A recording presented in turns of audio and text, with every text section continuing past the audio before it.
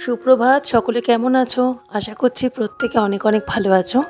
রাখি বক্সি ব্লগসের আরেকটি নতুন সকালে নতুন দিনে তোমাদের সকলকে স্বাগত। আজ বৃহস্পতিবার আর আজকেই কিন্তু সৌম্যর স্কুলে পরীক্ষার লাস্ট দিন। এরপর সোমবার একটা পরীক্ষা রয়েছে, তো সেটা গ্রেড পরীক্ষা। আজকেই ওর লাস্ট পরীক্ষা রয়েছে, তো ও স্কুলে বেরিয়ে গেছে 7:30-8টার সময়। আর রিজুও বেরিয়ে গেল। এরপরে রিজু বেরোলো তোমার এই 8:15-20 নাগাদ, আর এখন বাজে তোমার 9টার কাছাকাছি। তো আজকে অনেকটা বেলা হয়ে গেল নিচে নামতে, যেহেতু ওরা দেরি করে বেরোলো, তো আমারও নিচে নামতে দেরি হয়ে গেল। তো এখন নিচে নেমেই যে কাজগুলো প্রথমে করি, দোতলার বিছানা গোছানো, মশারি তোলা, ঘর পরিষ্কার সবই করে নিচ্ছি। আর অনেক দিন হলো চাদরটা নোংরা হয়েছে, তো চাদরটাও তুলে নিলাম। আর এখন চাদরটা তুলে তোষকটা বিছানাটা ভালো করে ছেড়ে নিচ্ছি। আর এরপরে এগুলো এখন আর পরাবো না, কারণ আমাকে 11টার সময় সৌম্যকে আবার আনতে যেতে হবে। তো এগুলো দুপুরবেলায় কি বিকেলের দিকে পরে সময় করে পরাবো। তো চলো, এখন এই ঘরটা হয়ে গেলে তারপর রিজুর ঘরটাও করে নেব।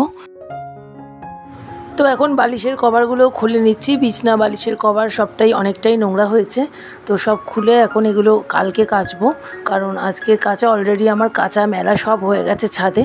তো আজকে তোমাদের সাথে একটা অন্যরকম টপিকের ভিডিও শেয়ার করব, তো তোমরা সেটা নিশ্চয়ই আমার টাইটেল আর থাম্বনেল দেখে বুঝতে পেরেছো। তো এর আগে টুকটাক ঘর সংসারের যে কাজ তোমাদের সাথে প্রত্যেক দিন শেয়ার করি, তো সেরকমই টুকটাক অল্প স্বল্প কিছু শেয়ার করে নিচ্ছি। আর অন্যান্য কাজ যা করি প্রত্যেক দিন তাই করেছি সকাল থেকে, তো সবটা আজকে শ্যুট করিনি। তো এখন বালিশের কভারগুলো সব খুলে নিয়েছি আর ভালো করে ঝেড়ে টেড়ে নিলাম বালিশের কভারগুলো। আর এরপর এগুলো সব কাচতে ওপরে নিয়ে যাব। এগুলো আজকে কাচবো না, আগামীকাল কাচবো। এরপর চলো রিচুর ঘরটাও করে নেব, তারপর ফাইনাল একদম তোমাদেরকে দেখাচ্ছি। তো এখন বাজে 9:30, আর আমি এই ঘরের বিছনার চাদর তুললাম আর রিজুর ঘর পরিষ্কার করলাম। তো মোটামুটি নিচের কাজ আমার সব হয়ে গেছে। আর আজকে 9:30 বেজে গেল, কারণ আজকে ওরা দুজনেই দেরি করে স্কুলে আর কলেজে বেরিয়েছে। তো আমারও নিচে নামতে নামতে কাজ সারতে সারতে দেরি হয়ে গেল। আবার 11টার সময় বেরোতে হবে সৌম্যকে আনতে। বিছনার চাদর তুলে দিয়েছি, বালিশের কভারও খুলে দিয়েছি। আর এগুলো একটু সময় করে বেলায় বা বিকালের দিকে পরিয়ে নেব। আর এই চাদরটা এখনও তুলিনি, এটা তুলবো 2 দিন পর। ওয়েদারের যে অবস্থা, সব চাদর একসাথে তোলাও যাচ্ছে না। আর এখানে রিজুর ঘরটাও পরিষ্কার করা হয়ে গেছে, বিছনা তোলা হয়ে গেছে, সব হয়ে গেছে। তো দেখো এখন কিন্তু রেডি হয়ে নিয়েছি, আর ভাবলাম যে রেডিটা আগে হয়নি, তারপরে কিন্তু ঘরের যে কাজগুলো বাকি রয়েছে সেগুলো করব। কারণ সৌম্যকে আনতে মোটামুটি দেরি হয়ে যায় 5-10 মিনিট মতো, তো প্রত্যেক দিন রাগারাগি করে। তো ওই জন্য আজকে কিন্তু 10:15 বাজে এখন মোটামুটি। তো এখন রেডিটা আগে হয়ে নিলাম। তো এরপর জামা কাপড়গুলো অনেকগুলো সব পরে আছে, এগুলো সব ভাঁজ করে নিচ্ছি। আর হাজব্যান্ডও এক্ষুনি চলে আসবে, এসে স্নান টান করে কিন্তু ওপরে এসে খাওয়া দাওয়া করবে। তারপরে ওই আমাকে এখন বাইকে করে কদিন ছেড়ে দিচ্ছে, কারণ ও এই টাইমটাতেই অফিস যায় 11টার সময়। তো ও আমাকে স্কুলে নামিয়ে দিয়ে তারপর চলে যায়। আর আসার সময় আমি সৌম্যকে নিয়ে রিক্সা করে বা টোটো করে চলে আসি।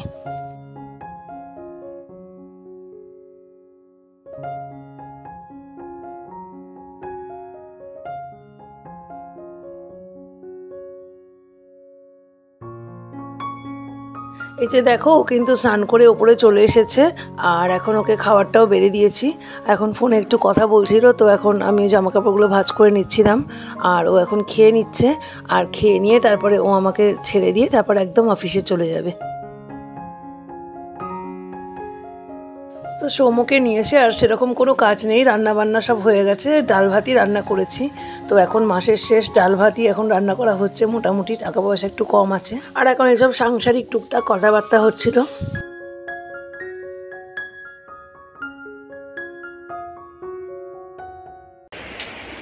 এখন বাজে পুরো 11:30। সৌম্যকে নিয়ে চলে এসেছি। আর সৌম্য এখন একটু টিফিন খাচ্ছে। রুটি করে দিয়েছিলাম ওকে টিফিনে, তো টিফিন পুরোটা খায়নি, তো এখন খাচ্ছে। তো এখন আর কোনো কাজ নেই, এখন একটু বসবো, রেস্ট নেবো, তারপরে সৌম্যকে নিয়ে নিচে নামবো, স্নান করাবো, তারপরে আমিও স্নান করবো।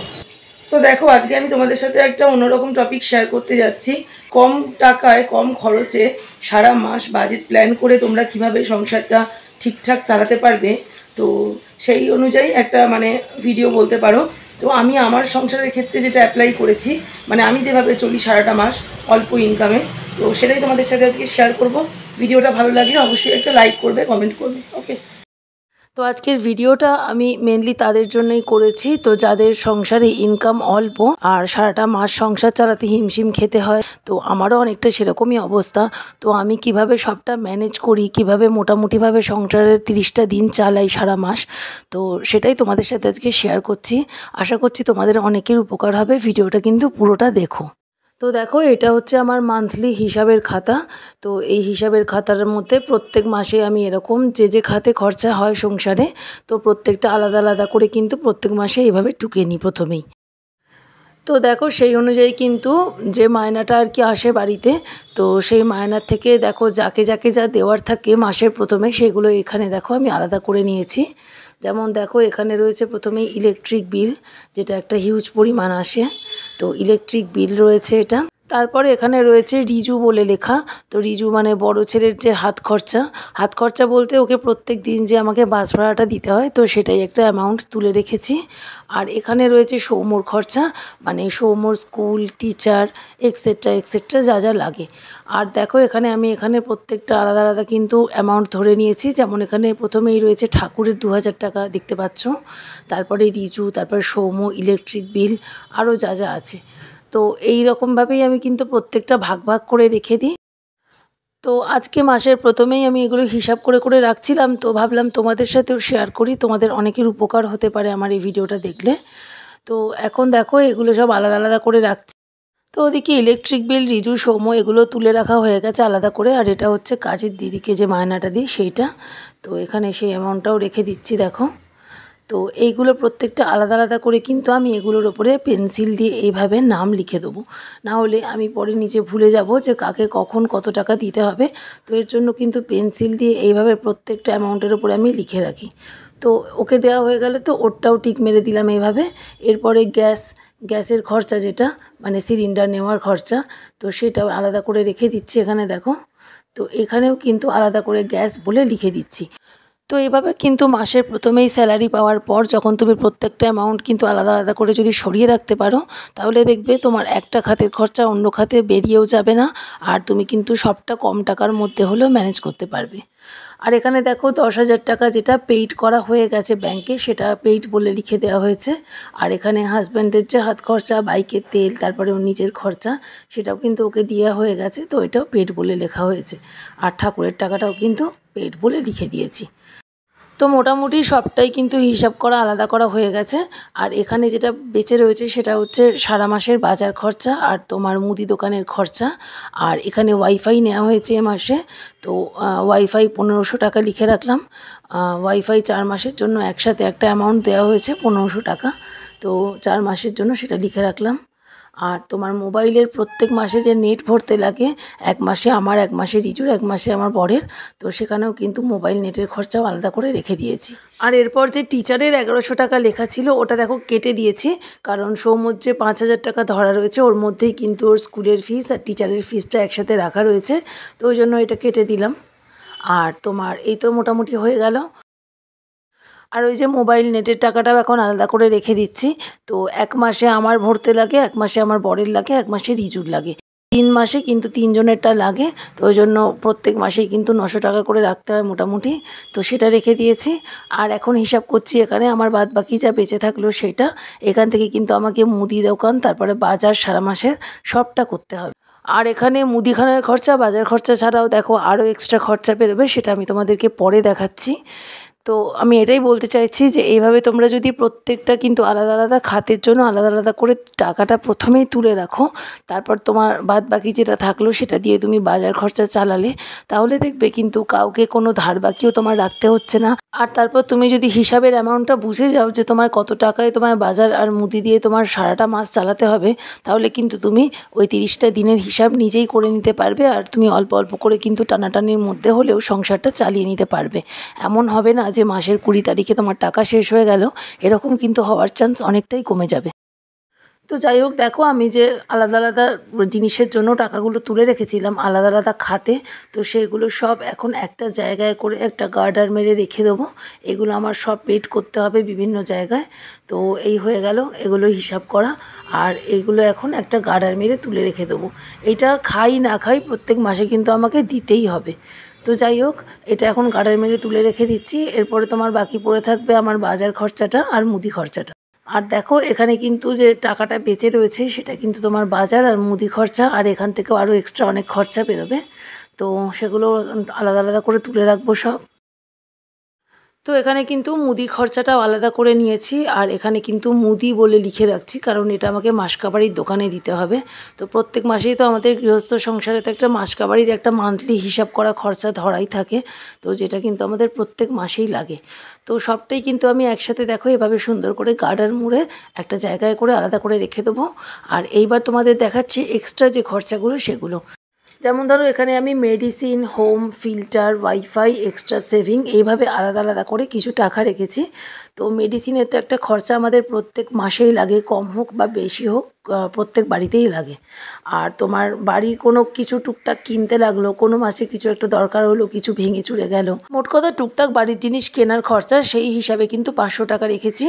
আর তো তোমার 6 মাস পর পর মোটামুটি ফিল্টারের ব্যাটারিগুলো চেঞ্জ করতে হয়। তো ওই জন্য 1 মাসে কিন্তু বেশি চাপ যাতে না পড়ে সেজন্য কিন্তু আমি 200 টাকা করে কিন্তু তুলে রেখেছি, যাতে 6 মাস পর 1200 টাকা কি 1500 টাকা আমি সহজেই বের করে দিতে পারি। আর এখানে এক্সট্রা সেভিংস রেখেছি তোমার 500 টাকা। অনেক সময় অনেক কাজে দেখবে টুক করে একটা এক্সট্রা খরচা দরকার পড়ে যায়, একটা এক্সট্রা খরচা কোনো সময় করতে হয়। তো সেই ক্ষেত্রে কিন্তু এই টাকাটা চট করে কাজে লেগে যাবে। আর ওয়াইফাইয়ের জন্য 400 টাকা করে রেখেছি পার মান্থ, কারণ এটা 4 মাস পর আমাকে দিতে হবে 1500 টাকার কাছাকাছি। আর এখানে দেখো সব কিছু বেচে কিন্তু আমার পড়ে থাকলো মাত্র 9500 টাকা। আর এখান থেকে আবার 500 টাকা রাখবো এ মাসে, কারণ রিটুর একটা ছাতা কিনতে হবে, ছাতাটার অবস্থা খুবই খারাপ ছেলেটার। তো ওই হিসাবে 500 টাকা তুলে রাখলাম। আর এখন ফাইনালি আমার বাজার খরচা পড়ে রয়েছে 9000 টাকা। তো এবার বলো 9000 টাকায় সারা মাসের বাজার খরচা কি হয়। এবার এটাকে 30 দিয়ে ডিভাইড করলাম, তো পার ডে আমার পড়ে থাকলো 300 টাকা। এবার এই রকম করে আমি কিন্তু একটা হিসাব পেয়ে গেলাম যে আমাকে 300 টাকা করেই প্রত্যেক দিন খরচা করতে হবে, তার বেশি কিন্তু আমি একটা টাকাও খরচা করতে পারবো না, তাহলে কিন্তু পরের দিনের বাজার খরচা থেকে সেটা কিন্তু কাটতে হবে। তো দেখো যাই হোক, এইভাবে অ্যামাউন্ট একটা তোমরা তৈরি করে কিন্তু সহজেই খুব কম টাকার মধ্যেও কিন্তু তোমাদের সংসারটা টেনে টুনে কিন্তু তোমরা মোটামুটি করে চালিয়ে নিতে পারো। সেক্ষেত্রে দেখবে প্রত্যেক দিনের খরচা একটা লিমিটেড খরচা করলে কিন্তু 30টা দিন তোমাদের মোটামুটি ভালোভাবে চলে যাবে। আর কিন্তু তোমার মাসের শেষে 20 তারিখ বা 25 তারিখের মধ্যে তোমার হাত শূন্য হয়ে যাবে না। আর দরকার পড়লে তুমি কিন্তু এখান থেকে 10-20 টাকা করে যদি বাঁচাতে পারো তো আরও ভালো। সেখান থেকে বাঁচিয়ে কিন্তু তুমি তোমাদের এটা এক্সট্রা সেভিংস যেটা হবে মাসের শেষে সেটা কিন্তু করতে পারো। তো যাই হোক দেখো বন্ধুরা, এখন আমি যে লাল ব্যাগের মধ্যে রাখলাম এটা হচ্ছে আমার প্রতিদিনের বাজার খরচা, আর বাদ বাকি যেগুলো পেড করতে হবে সেগুলো এই কৌটোর মধ্যে করে একটা জায়গায় রেখে দেবো। তো দেখো আজকের ভিডিওটা যদি তোমাদের কারোর কোনো উপকারে লাগে তাহলে অবশ্যই একটা লাইক করবে, একটা কমেন্ট করে আমাকে জানাবে, তাহলে বুঝবো আমার ভিডিওটা করার উদ্দেশ্য সফল হয়েছে, সার্থক হয়েছে। আর তোমরা কারা কারা এইভাবে সংসার চালাও ঠিক আমার মতো হিসাব করে, তো সেটাও অবশ্যই কমেন্ট করে জানাবে। আর আমার ভিডিওটা তোমাদের যদি উপকারে লাগে অবশ্যই একটা লাইক করবে, কমেন্ট করবে, শেয়ার করবে, আর অতি অবশ্যই কিন্তু চ্যানেলটাকে সাবস্ক্রাইব করে আমার পাশে থাকবে। তাহলে চলো বন্ধুরা, আজকের ভিডিওটা এই পর্যন্তই রাখলাম। আবার ফিরবো নতুন কোনো ব্লগ নিয়ে। সবাই ভালো থেকো এবং সুস্থ থেকো।